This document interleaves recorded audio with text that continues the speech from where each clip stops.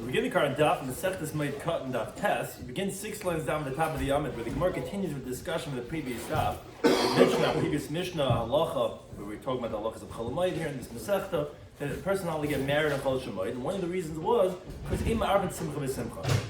You're engaged in one Simcha, like Taisa says, you have to be open, fully present in the Simcha of the Yom Tov. Don't get distracted with another Simcha that of getting married, and the Gemara continues to explain the source for that concept. Which corresponds with Kazich and Cheskel, Tanit, Daf Yomi. We welcome back all the Floridians who honor us with their presence a little bit part of the year. So one of the things we're discussing today's Daf is Ima Arvin Simcha b'Simcha. It's forbidden to have any other celebration on Yom Tov. Chanukah Hamikdash b'Mei Shloimy. The Gemara expounds many psukim regarding the celebration of Shlomo Melech upon completing the building of the Hamikdash. Chol Moed, where it's permitted to perform certain malachas, certain activities in the Chol Moed, including Isha es Tachshitah, for women could apply cosmetics, and Latapal Sid specifically to apply lime to remove the unwanted hair. The Gemara explains the concept of Meitzer Achshav B'Samech La'achazman, that certain activities in the Chol Moed, even though they cause momentary distress, and we don't want that on a Moed, but because they later enhance the Yom Tov, then it would be permitted. So we begin the current Daf Tes, 6 lines down at the top of the Yom. The Gemara says, this that you said with the Ein Marvin Simcha B'Simcha, that you can't get married at Chol Moed because it's mixing two different simchas. Manon, where do you get this concept from that that's a problem? Maybe it's, if anything, doubling. We don't divide, like my shviga says, we double. What's the problem? Why can't you add on more? It says the Gemara the Chesukah, it says a pasuk Melachim Beis. It says V'yah Shlomo be'esa hi esachag.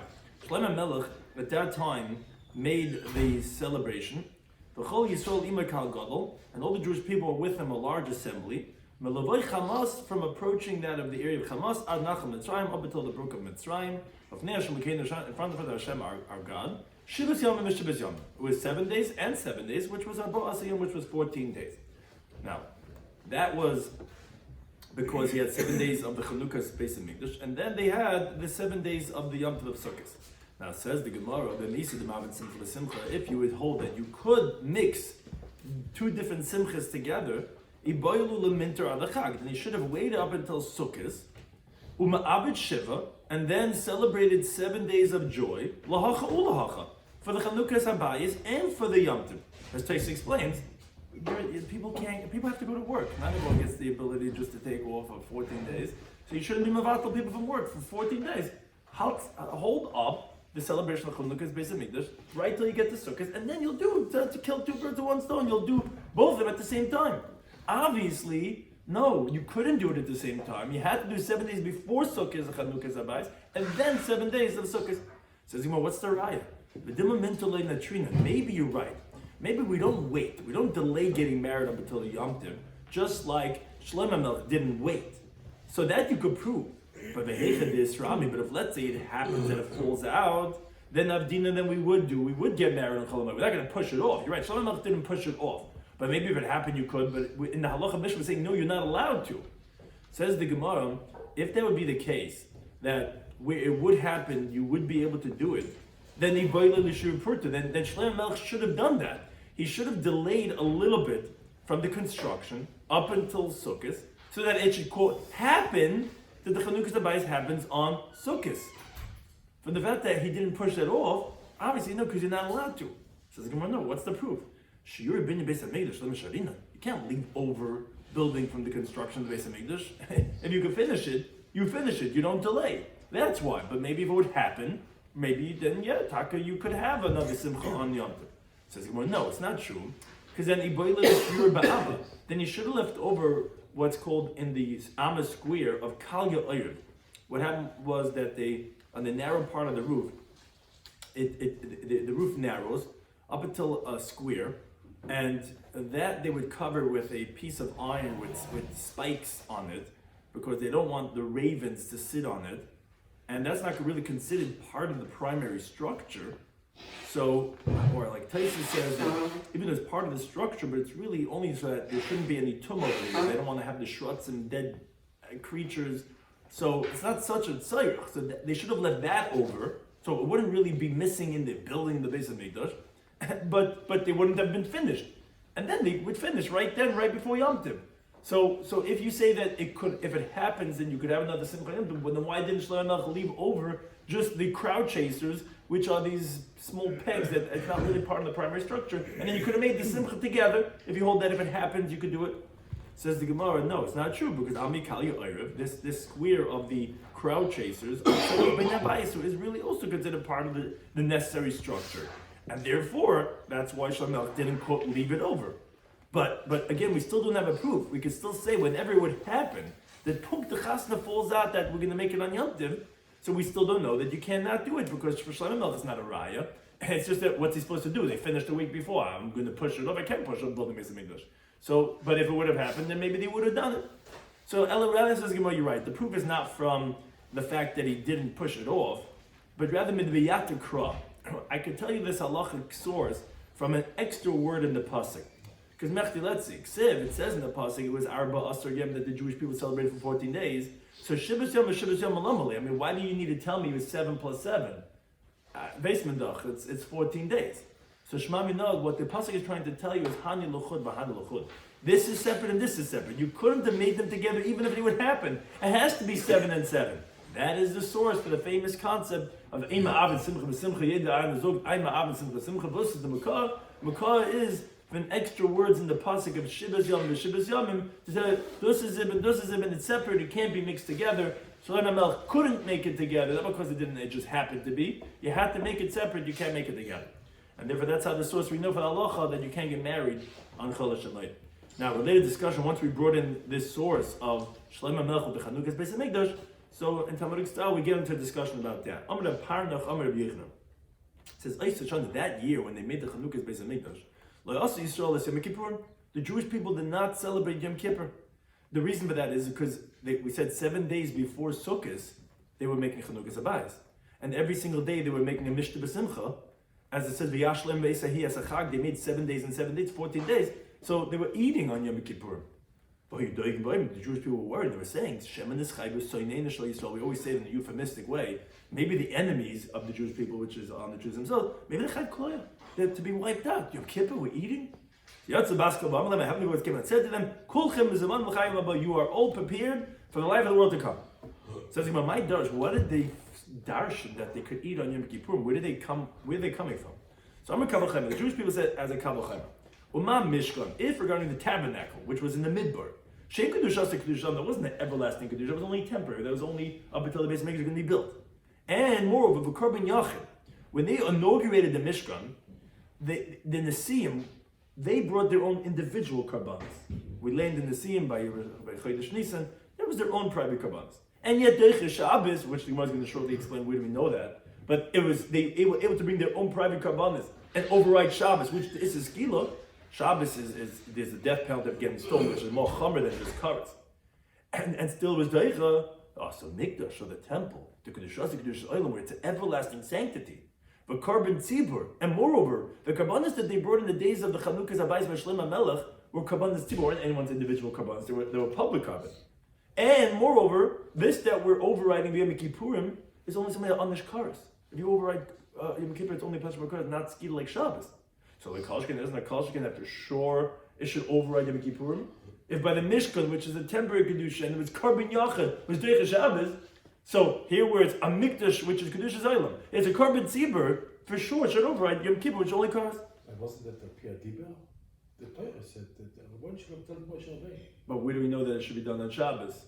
That we're going to bring a source shortly, but they're making Kabbalah Chaimer. If it's overriding Shabbos, it'll override Yom Kippur. So it says, so why were they worried? It says, no. Because Hasam over there by the Mishkan, and the Karbanis were being brought, which is for Hashem. That's what was being Deicha Shabbos. Over here by the Chanukas Beis Hamikdash, the things they were doing to be Deicha Yom Kippur were common man usages of having a party. So it says the Gemara, so right. So why did they do that? So why didn't they make karbanas and make They're doing something that they feel they should, but they're worried because maybe that's for tzarich gabay and his tzarich hedger. So why did they do that? Why are they having parties for the Chanukas Beis Hamikdash? Why don't they only make karbanas? Says the Gemara, no, ain't simcha b'leichil v'shtiyah. No, the joy that they felt they need to have is now without eating and drinking. They had to eat and drink. So now the Gemara goes to explain what we had mentioned in their Kal V'chayma. How do we know that by the Mishkan, when they had the Chanukas of Mishkan, that that there was an overriding Shabbos. Everything from the fact that it says in the pasuk when it talks about the kabbalas in the scene, it says Bayom Rishon, and it goes Bayom Sheni, etc., until it gets to Ubayom Hashavi. On the 7th day is Naslab Nefram Alishama Ben Amihur. Now, when it says on the 7th day, it sounds like the 7th day of the week. Because if the first day is Sunday, if you're going 1, 2, 3, you ultimately, at least day 7 is going to hit on Shabbos. So, says the Gemara, what type of raya is that? Dimashvila Karbonis. Maybe it means it was the 7th day of the Karbonis. Meaning, if let's say the Nasi of day 6 was Erev Shabbos, when the Nasi of day 7 brought it was on Sunday.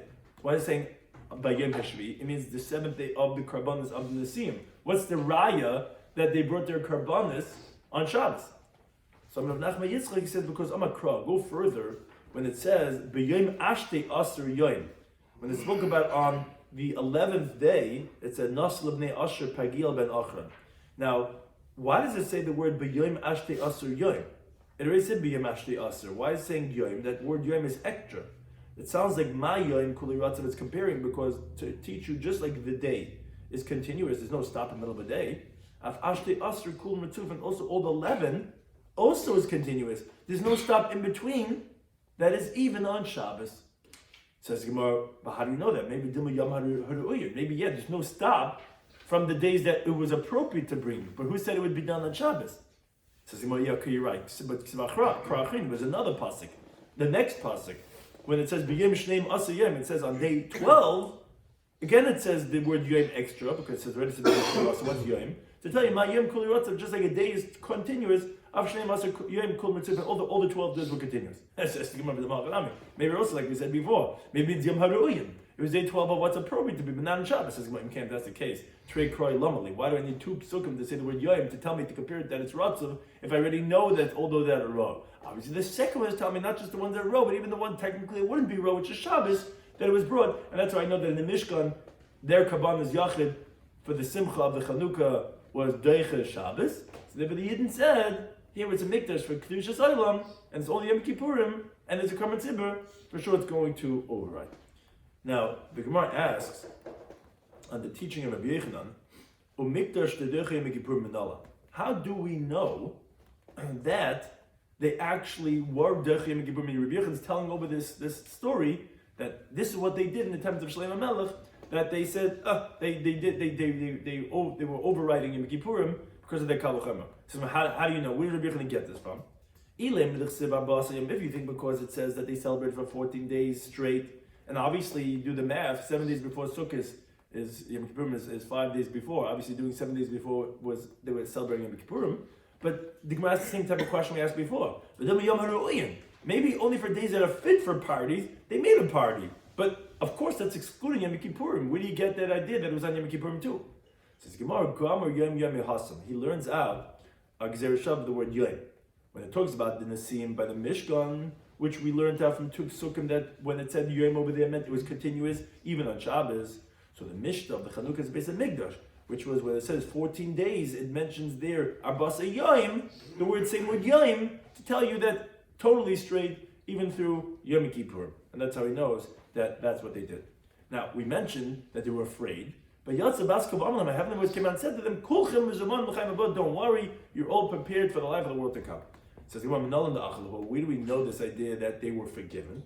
So the time Tachliva taught a Bryce, it says over there in the Pasuk, but after they finished the celebration of the Chanukah's Beis Hamikdash, and after Yom Tov, it says, B'yom Shmini, on the 8th day, which that's my Shpizin, Shloime, after David on the Yom Shvi, the Shmini Atzeres, Shloime is a Shpizin. This is what happened on the day 8. Shilach Esa'am, he sent the people away. And he blessed the king. They went back to the tent, Smeichem v'Tevilev, happy and good of heart. Al Kol HaTeiva, on all the good Asher Asa Hashem David Avdoi that Hashem did to his servant David, to his Jewish people. What do these words mean? So the Gemara explains. When it says they went back Lo'alem to their tents, why is it mentioning that? It means Shaholchu, that they went to Matzah Nashim B'Tahar. They found their wives in a state of purity, that they were mutter to them. They weren't needers. When it says that they were smeichim, they were happy, because they had pleasure from the divine presence. When it says they went back with Tevei Levi, they were good of heart, it means every single person, his wife became pregnant with a male son. And this that it says they were happy, I'll call it all the good, because Shiyatza Baskov Amlahem, and this is the idea we mentioned before, that because the heavenly voice came out and said to them, you're all prepared for the lives of the world to come. So that was the source. So we asked, how do we know they were forgiven? Because we see that the pasuk was telling them this idea, and this alluded to in Al Kol HaTayva, that there's all the good, that you're going to get the eternal good, which is Olam Haba. Now, when it says that it was all the good that was L'David Avdui for his servant David, L'Yisrael Amai for his people, the Jews, the Gemara asks, Bishlam L'Yisrael Amai, I understand what was all the good that was for Yisrael Amai, because that's like we said, the Achlu of Yom Kippur, they were forgiven for the sin of eating Yom Kippur. But El David Avdui Mahi, what does David, his servant, have to do? David already passed away. What does it have to do with good for David here at the Chanukas Beis Hamikdash?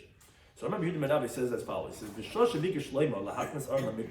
the time when Shlomo Melech attempted to bring in the ark into the Beis Hamikdash, the gates of the Beis Hamikdash were tightly fastened. They were sticking one to the other. You couldn't get it in the Aron. So Amar Shlomo Esem Ba'abarananda. So Shlomo said 24 songs. Meaning in that parsha it says 24 different types of terminology of Rina and Tchina and Tefillah and Bakasha. He's trying all different types of prayers. But he wasn't being answered. So Pasuk Rami opened up and he said a pasuk to him. Open up your heads, O gates, etc., which is alluding to this, like open up the gates. Etc. It wasn't answered. But Kivin Shama, once he said the pasuk in Daf Yomi, Hashem Alikim, Hashem God, Al Tasha B'nei Meshchecha, don't turn back the face of your anointed one. Remember the kindness, the acts of piety of David, your servant. Right away he was answered. But at that moment, David, the faces of the enemies of David, they turned kashuli kedera, like the bottom of a pot, it's all black, because they always said about David, oh, you're this, you're that, and he had many detractors. And when knew that HaKadosh Baruch had forgiven David for that sin of Bathsheba, and that's what it means that Al Kol Table was the David Amay also, that at the time of the Chanukas Beis Hamikdash, everyone realized that David HaMelech was forgiven. Now, regarding the pasuk that we mentioned before, the Gemara brings in the following story that will relate back a pasuk that we said of B'yem Hashmini. The B'yenis in Ben Amsiyai, Rabbi Yehuda ben Gerim, these two Talmidei Chachamim, Tanu Parshas Nedarim. They were learning Masechtas Nedarim by Rabbi Shimon ben Yochai, by the yeshiva of Rabbi Shimon ben Yochai. So if the Minei Borta, they took leave from him at nighttime. L'tzafra, in the morning, Hadu, they came back. Again, they took leave. They said, the Roshim Megay Tavek.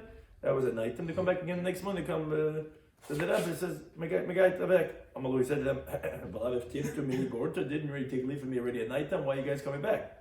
They said to him, our teacher, you taught us the following halacha. Talmud shenifta midabai. If a student takes leave from his teacher, but then he spends the night in that city, has to take leave from him another time the next day.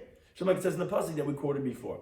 It says, B'yem Hashmini, on the 8th day of Sukkot, which is on the 22nd of Tishrei, after the 7 days of Sukkot. On the Shmini it says, Shilach Hasam, he sent the people away, and they blessed the king. Now, there's another pasuk in Daf Yomi base that says,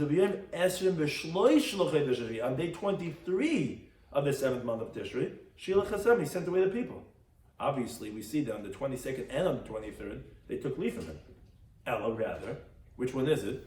Mikan, from here we learn, if a student takes leave from his master, and he spends the night, so although they left from Shlomo on the 22nd, but they spent the night there on Shmini, it says, so lift him in you have to take leave from him again on the 23rd, and therefore they came back to him again the next morning. He said, Rebbe, we took leave from you, but we ended up spending the night over here. We had a kumzit, this and that, and so now we're taking leave from you again. So Rabbi Shimon Yochai said to his son, he says, B'nei Adam halalu, these people, anashim shel tzurahim, they're men of figure, meaning they're sages. Silga behan delevarchucha, go to them that they shall bless you. So also he went. And Ashkechinu, he found that, Talmidei Chacham, they're not just sitting around idly. You come to Talmidei Chacham, you could wait for like a while, because the Korami Kra they were opposing contradiction, psukim one the other. You come in, they're learning, you can't just stop and interrupt Talmidei Chacham and tell them something. So he overheard the following conversation. Ksiv, they were opposing contradiction. On the one hand, there's a pasuk in Mishlei, it says, Palis, way, ma'agil raglecha, the course of your feet. V'chol derechecha yechaynu, and all your paths should be prepared. In other words, weigh the mitzvahs, analyze them, which is the bigger mitzvah, and do the bigger one. It's like you should weigh it. On the other hand, except there's a pasuk in Mishnah that says, Oirech Chayim, the path of life, Pentafalis, lest you weigh. Which sounds like every mitzvah that comes to you, you should do, whether it's big or small. Don't leave the small one for the big one. So which one is it? Should you be shaykel and say, which is the bigger mitzvah? Or no, whatever mitzvah comes to you, you should do it. So they said, Lekash, not difficult. Kan, the mitzvah she'ef shel asayis de'achim. If it's a mitzvah that can be done through someone else, that's the first pasuk of Palas Maga Reglecha, that you do the bigger one and let your friend do the smaller one. But it's Ketintam and Beis, Kan, the mitzvah she'ef shel asayis de'achim. If the other mitzvah cannot be done through anyone else, then don't weigh it. The mitzvah that comes to you, whether it's big or small, you should do it. That was one resolution. Then, then they were still sitting and they were asking another question. See if there's a passage that says in Mishlei, it says, Yukada hi mipninim. It's more precious than pearls. And all your desires are not equal to it. Which sounds like that you should stop all your pursuits so that you could learn Torah. Nothing equals to that of Torah. Now, the thing is, the word chafetzecha sounds like your desires.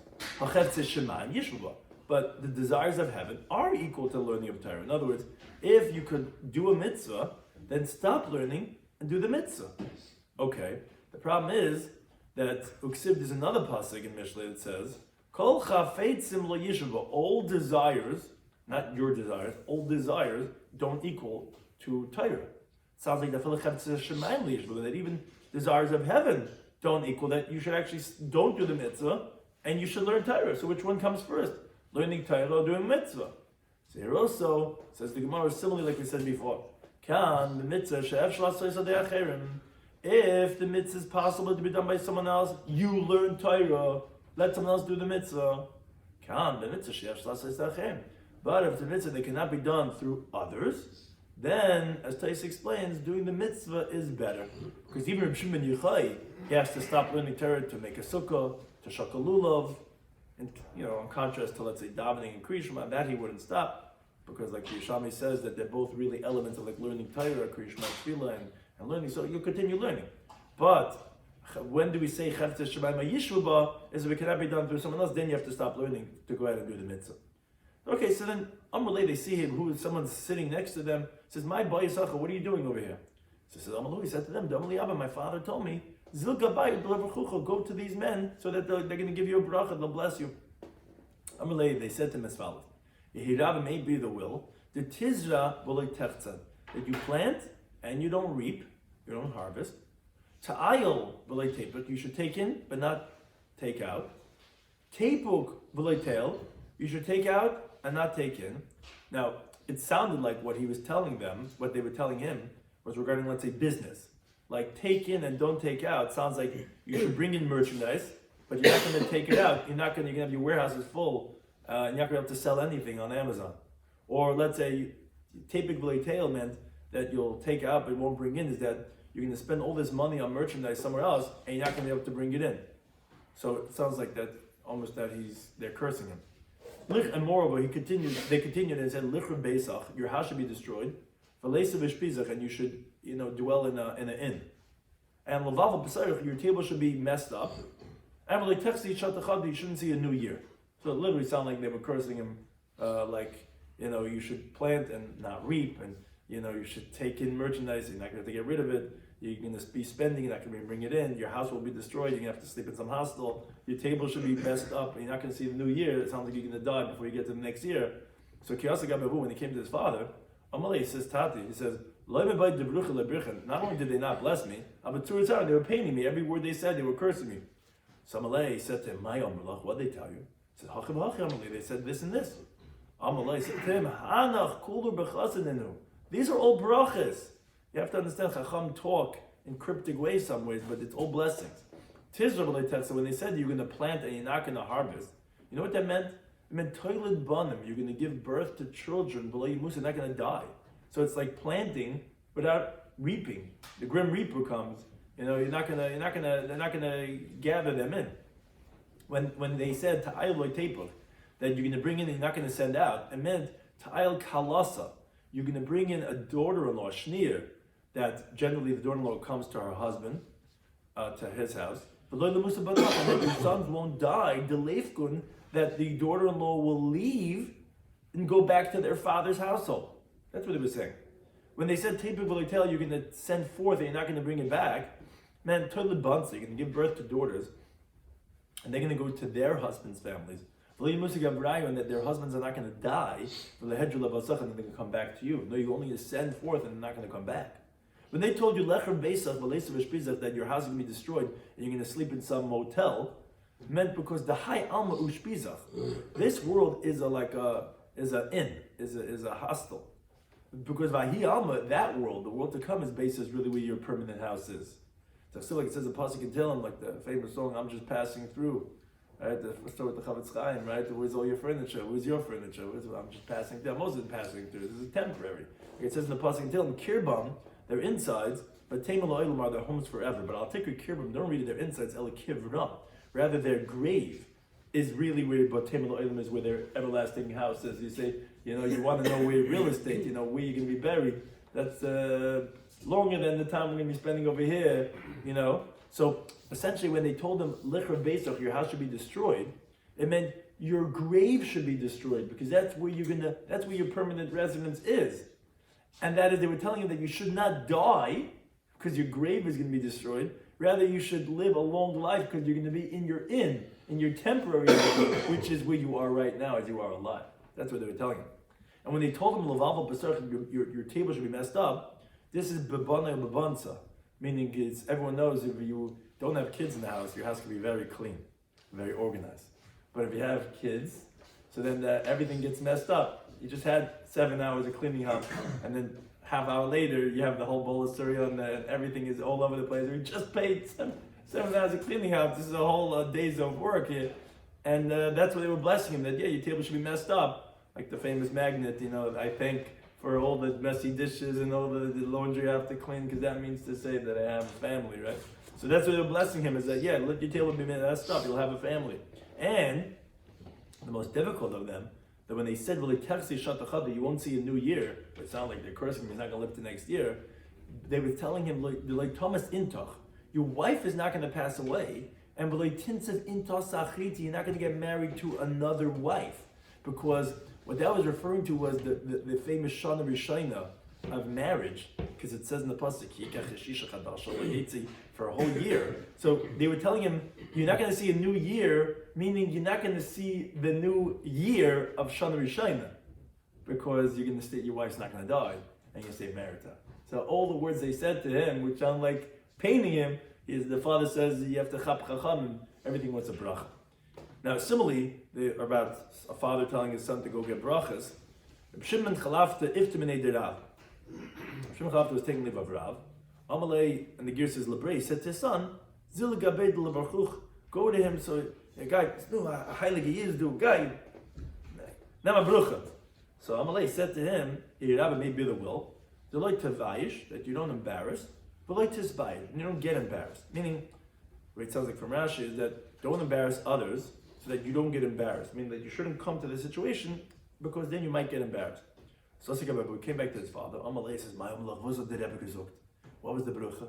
Amalei says, I don't know what you want me. He's sending me to these people. Mila ba'amah Amalei. These are random things he's telling me. Amalei, what are you talking about? Baruch berchasa de brichem kutcha brichel Yisrael. Verstehst du, Rebbe? He gave you a bracha that HaKadosh Baruch Hu blessed the Jewish people, v'tanebe, and Hashem even repeated it. Because it said, what the Pasuk say in Yoel, it says, v'achaltem, that they're going to eat. Achal v'savai, they're going to eat, they're going to get satiated. V'hilaltem, v'gomer, they're going to praise, etc. V'lo yevaishu ami la'olam, my people will not be embarrassed forever. V'yidatem, they're going to know, ki b'kev yisrael ani v'gomer, because in the midst of the Jewish people I am, etc. V'lo yevaishu ami la'olam.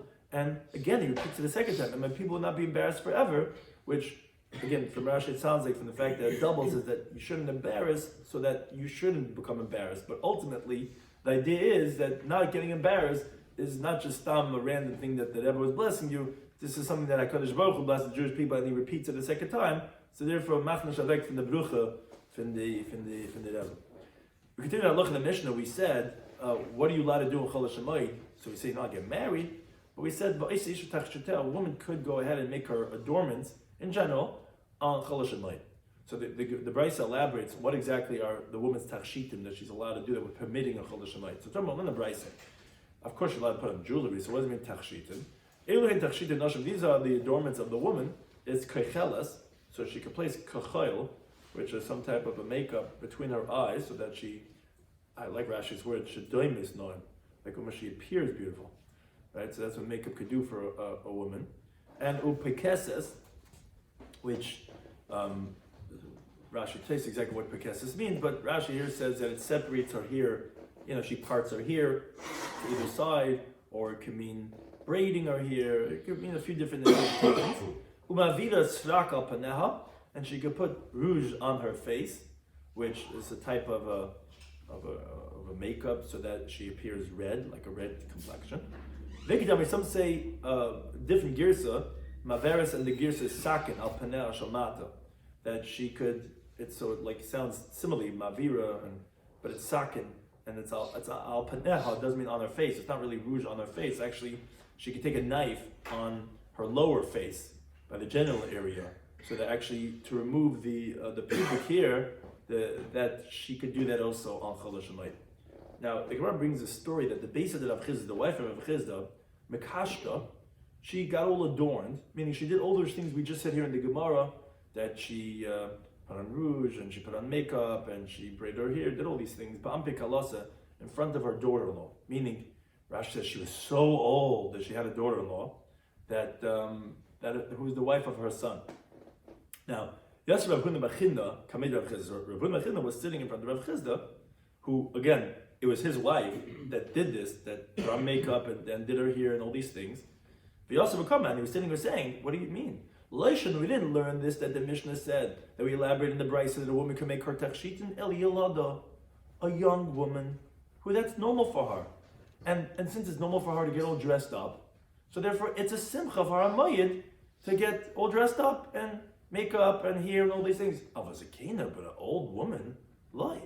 How could your wife, who's so old that she has a daughter-in-law, get all dressed up, but she's old? And how could you do all these malachas, all this tircha, on Chol HaShemayim?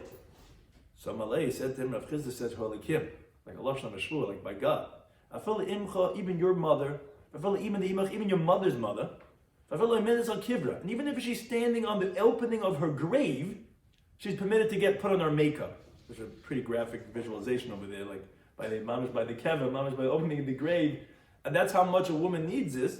The Amriyanchik, people said, Bashitin kabashis, a 60-year-old woman is like a 6-year-old girl. For what? Lakal tavla, for the sound of the bell. In other words, when they hear the dam dam da da da, they hear the songs playing. Rata, she runs, and she does dance classes, like my grandmother. She's in her Kanaina Huda, and they run for the music. That's like a 6-year-old girl, and the same thing is for putting on makeup and getting adorned. Yes, the Zel Bazach. She can be in her 90s, and she still gets the same simcha, getting all dressed up, and that, so it's not limited to any young women. Now, we said in the Mishnah, Rabbi Yehuda, he limited this idea of tachshit. He says, but one thing is leitasim. A woman should not apply like a plaster to her body on Chol HaShemayim. Which Tanya learned the Brisa. Yehuda, he says this idea of isha leitasim, a woman should not put on this plaster on Chol HaShemayim, because it's a repulsive for her. Now, although it's something that ultimately, as we're going to explain the Gemara, that it beautifies her, but over when she's doing this procedure, it makes it disgusting, and therefore it's not a simchas yom tov. You can't do that. But Moed Katan does agree, if it's besid, if it's a certain type of plaster, that she could peel off on the yom tov, on the Chol, then she could apply it on Chol HaMoed, because actually, it is paining her right now. But she's happy at a later point in time on the Moed, meaning at the end of the Yom Tov, after she peels off the plaster, all this these masks they put on themselves, these women. But once she's going to take it off, since it removes unwanted hair and it also shines the flesh. So since it's going to make her happy at a later point in time, and it's going to give her a simchas Yom Tov, so she's allowed to apply it on Chol HaShemayim, even though right now it's paining her. Obviously, no one could see her right now. And it's not something geschmack that she has, but since it's going to make her happy later on Yom Tov, she's allowed to do that. Says Gemara, Rabbi Yehuda really hold such a logic that even though it's paining you right now, but if it's going to bring joy at a later time, we consider it already as joy, and then we let you do it. But the problem is, what's not? It seems to be contradicted from Rabbi Yehuda elsewhere in the Mishnah Abed Zar. Rabbi Yehuda Omer, the same Rabbi Yehuda, he says, Nefroin mehem. You're allowed to collect a debt from the kutim, from the non-Jews, on their idolatrous holidays, nishemetzer. Because, if anything, it pains the kuti, because whoever has to pay back a debt, it's a titvai, you have to pay up, it hurts you. Now, you're not allowed to pay them back money that you owe them on their holiday, because it's going to make them happy on their holiday. And as the Gemara says in Avodah Zarah, they're going to go and thank their deity, their Avodah Zarah, and say, whatever they're going to thank their Avodah Zarah. You don't want them to reinforce their joy with their Avodah Zarah. So you can't pay them back, because you can come to, hey, Ahmad, here's $5,000 I owe you. He's all happy. No, but you could collect from him $5,000 on his holiday. Which Amalei, they said to him, no. They said to Yehuda, although it's paining him right now because he thought he had a nice wad of cash in his back pocket and just got split in half. But he's happy at a later point in time. It's like, okay, fresh, clean, the angels of death, whatever they do, they say, I'm done, I already got past this, and so why? So they hold you cannot collect from him because ultimately you bring him simcha on the day of his chag. Now, but according to Yehuda, it doesn't hold to that logic. That because ultimately right now you're paying him, so he holds you allowed to do it. So the question is, how could he say by a woman applying this plaster to her body, that even though it's paining her right now, but she's going to be happy later on, so we let that. I thought he doesn't hold to that svara of Smech Lachazman. And that's why he lets you collect from the Kutim B'Yom Chagim. Someone of Nachman Yitzchak, he says, Hanach L'Hilchas Moed, leave alone the laws of Chalash Moed. Because the Kulu, all the halachas of Yom Tiv, this that you're allowed to do these things, they're all Meitzer Achshav V'Samech Lachazman Ninu. They're all that it's paining you right now, but it's going to give you joy later on. And it's for that reason why you're allowed to bake and you're allowed to cook. Because although obviously it's difficult, it's a lot of tircha to bake and to cook, although sometimes they show, it looks like they're having a great time, almost more than the people eating the food. But it sounds like it's difficult, and therefore it's going to be permitted because he's going to be happy later on when he eats the food that he cooked and he baked on Yom Tov. So therefore, that svara is inherent in the whole Hilchas Moed. So Rabbi Yehuda would agree by the plaster the woman puts on that since she's going to be Semech Lachazman, it's going to be much to be done on Chalash Moed. Although you're right, in general he doesn't hold to that svara, but every heter on Hilchas Moed is based on that. Therefore, plaster is not going to be any different. That's one approach. Rabbi gives actually a different approach. He says, no, Rabbi Yehuda holds that Kuti Lein Peroim, a non-Jew regarding payment, La'olam Meitzer, he's always paying that he has to pay up. Some people don't mind dying with $1 million worth of credit card debt. They never want to pay up. They never think they're ever going to pay up. It's not like someone's like, okay, I'm happy I took care of my obligations, I'm a very moral person, whatever. I don't like owing people. No. Akuti doesn't mind owing people. He's always paying when he has to pay up.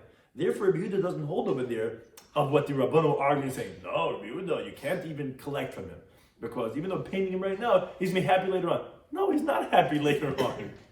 He's going to 10 years later, he's like, that person, what I have to pay him for. But regarding the cream that the women put on, Rabbi Yehuda agrees, yes, because since even though she's paying right now, but she's going to be happy later on, that's going to be mutter. But in the case of Avodah Zarah, there is no simcha lachazman. Because the Kuti's never happy, and that's why he held over there that you're allowed to collect, because you're never going to give him simcha by collecting from him. Now, continuing with this theme regarding the Sid, some of Yehuda says, B'nai Yisrael, Jewish girls, Shigila Pirka, that they reach to their period of when they get pubic hair, but the problem is V'legila Shana, but they didn't reach the age yet. They didn't come of age. That they're not, let's say, bas mitzvah, they're not 12 years old, and it's not really appropriate for them to have the hair, and they're embarrassed, and there's a whole body image that girls have, and it's appropriate for them in their body, so they don't want to have that hair. So aniyas taiflis eisen, so the poor girls, they smear that hair besid, which we've been discussing in our Mishnah with this lime, this plaster, and that removes the hair. Ashur is the wealthy girls, there was always these stratas. Taifles, eisen, besideless. They smear it with fine flour. And that removes it. But the royalty, the princesses, they smeared b'shem namar with the myrrh oil. Shemach says the pasuk in Esther. Shish chadash b'shem namar. For 6 months, they were putting on this myrrh oil all these girls coming to Achashverosh, and again, now we know why, because it makes the skin shine and it removes all unwanted body here. Now, what is the myrrh oil? So Rabbi Shloimy says it's a tachas, it's balsam. Rabbi Abba, he says that is shemen zayis lehebi shlish. It's olive oil that has not matured a third, that has a certain chemical property that removes the hair and makes it shine. Tanwin, the Bryce Rabbi Yehuda, he says, on fikinon, that's relevant for the laws of malachos, which you cannot use that, is shemen zayis lehebi shlish, is olive oil that has not brought a third. Now, why do the girls, all of them, whether it be the fine flour or this shemen amor or this plaster, why do the girls smear it on their bodies? Says the Gemara, Kushamesha Sasar removes the hair, and it shines the flesh. Which the Gemara brings a story that Rabbi Bibi had a daughter, Tafla Ever. So what he did was, every single night, they would have her apply, limb by limb, the plaster, and they removed her body, unwanted body hair, and would shine her. Shakal Badal Meizuzi, so he was able to take for the Nadin, she got so beautiful that they paid out good money to marry her, 400 zuz. Now, Havahu Kuti B'Shem. Now, there was a certain Kuti in the neighborhood of Rabbi Bibi. Davle B'Rat Yos had a daughter. So he saw what Bibi's doing. So Tafel B'Chad Zimna, he was impatient. He went and he smeared his daughter in one shot. He thought it'll do like Rabbi Bibi. And the Mesa and his daughter died because obviously there was toxic, it was shock. She went to septic shock with being smeared with this plaster, one shot. He said, Katla Bibi Labrati. Bibi killed my daughter. Sounds like some political statement or something. Bibi Labrati, whatever. But however, Rav Nachman says, not Rabbi Bibi the Shasi Shechra, Rabbi Bibi that drank beer. So that's why in the story he had to apply limb by limb to his daughter. His daughter needed to have this cream because beer causes body hair to grow and it thickens the flesh. So you need to lighten that, get rid of the hair and shine the flesh. That's why they had to buy. Not delicious. We don't drink beer. Our daughters do not need to have this cream. Thank you, Tony.